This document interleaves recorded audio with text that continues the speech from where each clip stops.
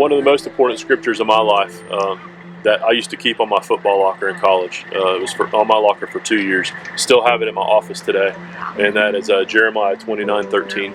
You shall seek me and find me when you give me all your heart.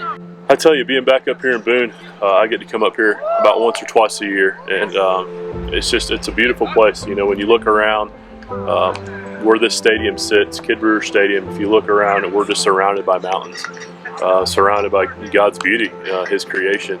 That was some of the coolest things, playing football in the stadium. You know, when it was snowing, when it was cool outside, when the lights were on, it was just always, the weather was just beautiful, and you know, you could really just see God's majesty. It feels, every time I come back, I feel like it was yesterday I was out here. But some of the best moments and memories I've had in my life was here in Boone, North Carolina. My dream when I was in 7th grade was to be the kicker at Appalachian State University. Everybody obviously laughed at that at the time because I never played football as a kid. The school I went to, Lakeland Christian, didn't have a football team back then. Not a JV team, not a varsity team. Football was not even there. So everybody laughed at my dream. But my grandfather was a dentist here in town of Boone, and was next door neighbors with Coach Jerry Moore. I got to be around the football when I would come up and visit my granddaddy. I got to see Coach Moore, and he'd let me come be around the football players. Coach Moore said, "Hey, if you're a soccer player, boy, you should know how to kick a football." And I remember Coach Moore bringing me down on the football field with Jay Sutton. He was the kicker here at the time, and just taught me how to kick a football. And man, I just really grasped a love for the game. And from that day forward, after I got to be on that field with Jay Sutton when I was in middle school, I was like, I am going to be a college kicker at Appalachian State. I got out of high school, graduated from George Jenkins High School in 1998. Got recruited by a few different colleges. Had the Appalachian State, Eastern Kentucky, University of Florida, and Auburn. And you know, really had that scholarship offer at the time from Eastern Kentucky. So that's where I went. Got to be on the field as a true freshman, got playing time, and after my first season at EKU, I came home. The Lord opened the door for me to come to Appalachian State. They were needing a place kicker, so I came on here actually as a walk-on, and I had to prove myself, you know, in that first 6 months here, that I could be that kicker and that I could be on scholarship. Back in 2000, I had the opportunity of kicking a 57-yard field goal, which is actually still the record here at Appalachian State. I can remember everything about that evening. I was still a young kid.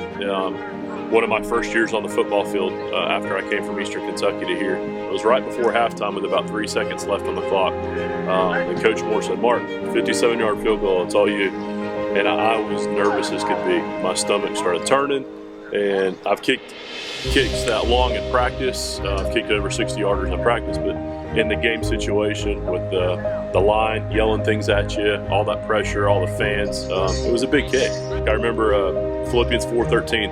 That was the verse that came to my mind immediately before that kick, and I just, you know, quoted that verse, said it out loud. I said, "I can do all things through Christ, which gives me strength." And I said, "Lord, you know, you got to kick this thing for me because I got the jitterbugs. I'm nervous. Lord, kick this ball."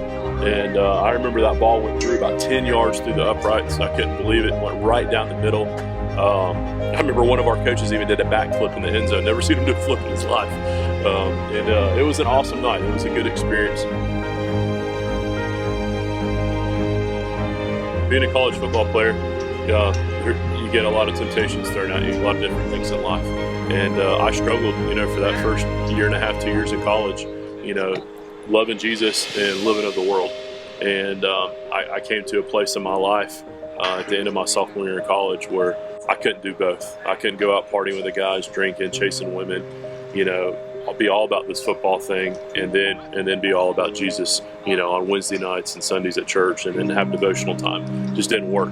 You know, I was lukewarm. And there was a pastor named Pastor Wade Ivy at Deaton Gap Baptist Church I just remember I felt like he was just connecting with me that Sunday. Just that message just really grabbed my heart. And I remember that time where, I came forward broken in front of my Savior, right there at the pulpit, just laying out before the Lord, just asking Him to forgive me for my sins and to I rededicated my life. And from that day forward, my focus, you know, with college football, my life, dating, relationship with girls, everything was different. Really, I just wanted to take college football experience, what I learned on the college football field, my relationships that I cultivated from college in the sports world, my love for Jesus, what I learned in the corporate world for 7 years right after college, and basically took those three elements to build Idols Aside Ministries. From a marketing standpoint, from a business standpoint, that experience in the business world helped me, create that foundation for Idols Aside. And then our ministry reaching single mothers and the fatherless and kids that age out of the foster system. That I just saw that as a need, and the Lord pointed me to those areas. And we're just using sports and the outdoors. That's part of my story. I've always loved to fish. I've always loved to hunt, and just using my past experiences to build His kingdom. And no matter who you are and what you've gone through in life, we all have a story. And I challenge everybody out there, use what God's given you to build His kingdom. Don't go out and create something new. Don't reinvent the wheel. Don't try to make your story like somebody else's story. Use your story, and that's so important. The Lord wants 100% of us. He wants everything. He doesn't want 50%, not 75%.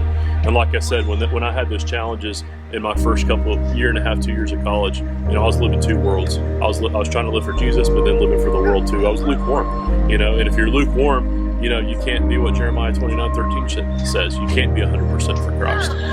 So if you want to see miracles, you want to see God's hand at work, you want to see the Holy Spirit, you got to give them 100%. I think everybody on this earth is given a story and is given special gifts in life. And